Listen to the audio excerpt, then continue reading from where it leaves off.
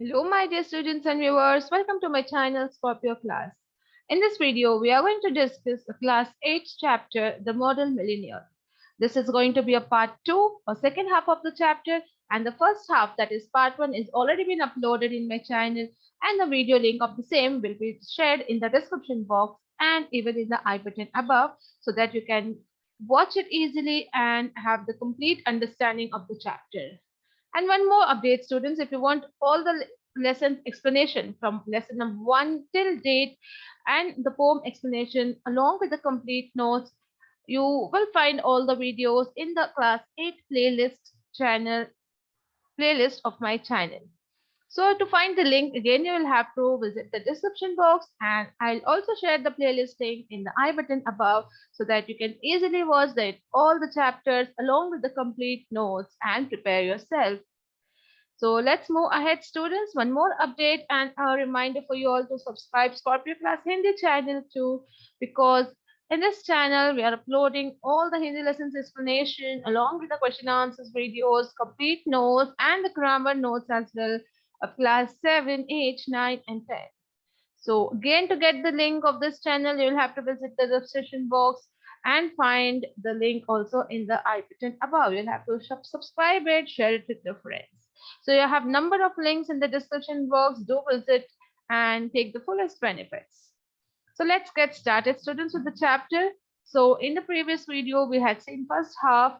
We saw the character Erskine Yogi's life, about his love life, about his conversation with his friend who was also a very good painter, and he also met a model over there.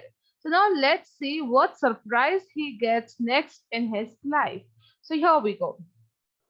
You told that old beggar all about me, cried Hoogie, looking very red and angry. So here, Hoogie gets to know that his friend Alan, who was a painter, who has said all the things to that old beggar about Hoogie, like all the details: who is he, where does he live, what does he do, and each and everything was said to him. So after listening to this, Hoogie was very red and angry.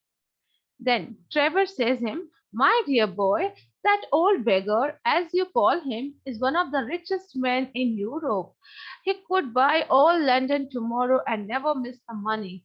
He has a house in every capital city, eats of gold plates, and can prevent Russia going to war when he chooses."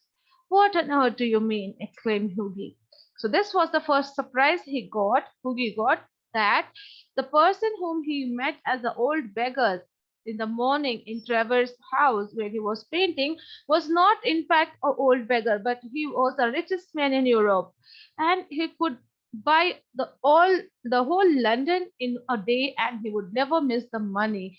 And he had a house in every capital city. He had the plates of gold on which he had his meals, and he could even prevent Russia going to the war whenever he chooses like. So such are his wealth and power.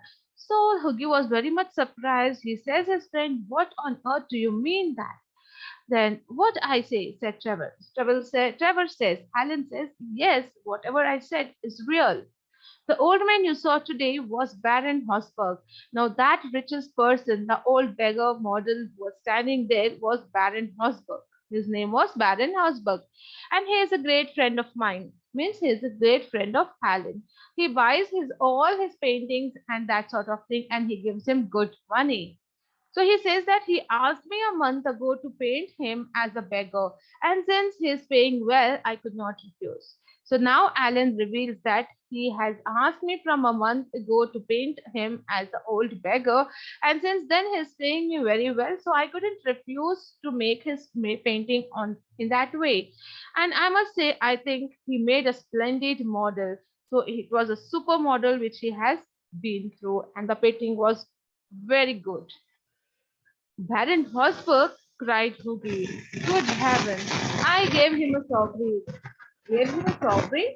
shouted Trevor, and he burst into a roar of laughter. So now you would remember, students, that in the last video, in the last paragraph of this chapter, we saw that Hughie was feeling very pity on this old beggar, and he gave him a sovereign, a small gold coin of little bit of denomination. So now he says to his friend, that what have I done here? I have given a sovereign to him. He is the richest person, and I thought he is the old beggar, and I handed him a sovereign there. So when Trevor comes to know this, he started to laugh. He bursted in laugh. I think you might have told me, Alan, said Hoogie crossly, and not let me make such a fool of myself. So now Hoogie says, Alan, that you should have said me earlier that he is not an old beggar, but he is the richest person who is just standing as a model for a pain. Then I would have not done such a big foolish mistake. Well, to begin with, Hoogie, said Trevor, I did not think that you went around giving away your money in that way. And really, when you came in, I did not know if Fosberg would like his name mentioned. So now Hoogie says that I really did not know that you are just moving around and giving your money away in this manner to each and every person whom you feel pity on. I really was not knowing this, that you are such a kind hearted person. So this was a kind of taunt he was, or comment he was passing to his friend.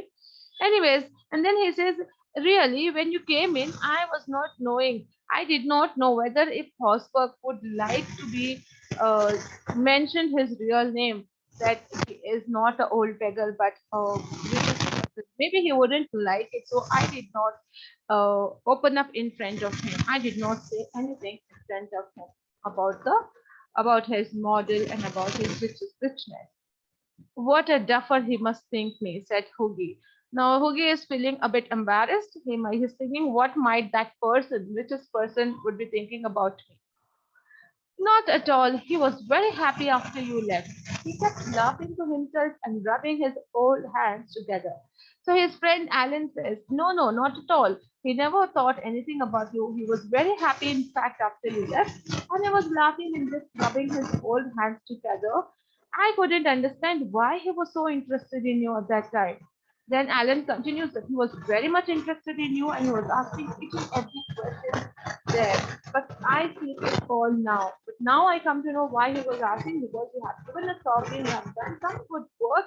He was moved by the kind heartedness of you. Now then he says, the money which you have given, a little bit of coin, maybe he will invest your sovereign for you, Hoogie, and pay you the interest every 6 months. So maybe that little amount which you have given, he may use it in his business, he may invest it, and you may get the interest of it after every 6 months, and that will be a huge amount. So he'll also have a good story to tell his friends after dinner. Then he might also have a good story now to say to his friends after the dinner that what happened with him, and he was standing as a model and all that. Hoogie came and gave him the money, all those things. Yeah. Then Hoogie walked home feeling very unhappy and leaving Trevor laughing loudly. So Trevor could not stop laughing. That is Alan. Alan Trevor is his full name. Okay. So he couldn't stop laughing what Hoogie had done, and Hoogie, in a sad manner, he left home from there in a very unhappy mood. Now, next scene is about the messenger. Now, messenger comes. Now, what happens next? The next morning, as he was eating his breakfast, his servant brought in a card on which was written, Mr. Gustav Nordin, messenger of Baron Hosberg. I suppose he has come for an apology, said Hughie to himself, and he told the servant to show the visitor in. Okay, so next morning when he was eating his breakfast, Hughie was having his breakfast. The servant came inside and brought a card, and on that it was written that Mr. Gustav Norden is waiting outside. He is a messenger of Baron Hausberg. And here, after seeing this name, that he is a messenger of Baron Hausberg, Hugo starts thinking by himself that he has come for me to ask, to take an apology from me. I should ask for apology for sorry for what I had done with Baron yesterday. So he told the servant to show the visitor in, like, let him come in. Okay. Now, an old gentleman with gold spectacles and gray hair came into the room and said with a French accent, do I have the honor of speaking to Mr. Erskine? Hoagie bowed. So when this person came in, this messenger was an old gentleman. He was wearing gold spectacles and gray hair was there on him, and his accent was French accent. So he asked, do I have the honor of speaking to Mr. Erskine? The way he asked the permission was also very good. Okay, the Hoogie board, like, means it was yes. Means. I have come from Baron Hosberg, he continued. the Baron. So he said, I have come from Baron Horsburgh. He has sent me here. And so before he says anything, again Hoogie says, I ask, sir, that you will offer him my sincerest apologies. So he started asking for sorry. Just tell sir that I have asked for sorry for whatever I did with him yesterday. Then the Baron said, the old gentleman with a smile has asked me to bring you this letter, and he held out a sealed envelope. The Baron said, no, I have not come for any apology, but I came here because this envelope has to be given to you. This letter has to be given to you. It is given by Baron. So, with a great smile, he said this and he handed over a sealed envelope. Something which was there inside that envelope. It was packed and sealed. He gave it to Hoogie. On the outside of the letter on the envelope was written, a wedding present to Hugh Erskine and Laura Merchant from an old beggar. And inside was a check for £10,000. Okay, so that was a gift for him. It was sent by that old beggar, that Baron, who was the richest person, and he has given a wedding present to him that was £10,000. So, as you remember at the start, we saw that this Hoogie, he wanted to marry Laura Merton, but her father had said him, until and unless you own your own £10,000, don't think about it. And when you achieve this, you can come to me and we will get you married. So now, when Alan had described all these things to the old beggar, the old beggar wanted to help Hoogie. So he gave this check because he was so kind hearted. He knew him and he was happy with the act he did. He sent him this gift. Okay, a check of £10,000. Now, the next was the wedding. When they were married, Alan Trevor was the best man, and the Baron made a speech at the wedding breakfast. So at last the wedding happened, and Alan was there. He was the best man in the occasion, and Baron was also there. He delivered a speech at the wedding breakfast there. Millionaire models, remarked Alan, are rare enough, but model millionaires are rarer still. So he says there are many millionaire models there. It is, but we find it rarely. But the model being millionaires, the millionaires who want to become model and want to make their parents like as if parent has done, they are still rarer and rarer. We cannot find easily. So this is about the story how Hoogie felt sorry for the poor person, and in turn, that poor person turned out to be the richest person because he liked this kind act of Hoogie. He gave him the huge amount of £10,000 as a gift for his wedding. Okay, so one good turn returns the other. We can say this is the moral of the story. And here we come to an end. I hope you all like the story and the video. If you have liked the video, do hit the like button and share it with your friends. Do subscribe to the channel and Swap Your Class Hindi channel. And stay tuned for more such videos. And thank you.